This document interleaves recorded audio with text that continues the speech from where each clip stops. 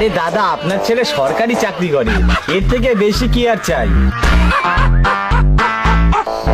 বাবা, আমি আলাদাভাবে মেয়ের সাথে কথা বলতে চাই।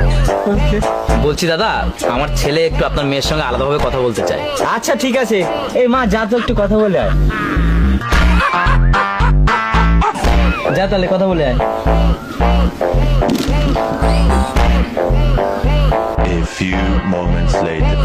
দিদি, দিদি তুমি এই বিয়েতে না করে দাও। আমি একটা মেয়েকে খুব ভালোবাসি। আমি যদি ওই মেয়েকে না পাই, আমার হাতে শিরা কেটে দেবো। আরে ঠিক আছে ঠিক আছে ঠিক আছে, তুমি পা ছাড়ো, আমি বাইরে গিয়ে সবাইকে না বলে দিচ্ছি। বাবা, মেয়ে বলছে আমার পছন্দ না। না বাবা, আমি ওই ছেলেকেই বিয়ে করবো। ওই ছেলেকে যদি বিয়ে না করতে পারি, তাহলে আমি আমার হাতে শিরা কেটে ফেলবো।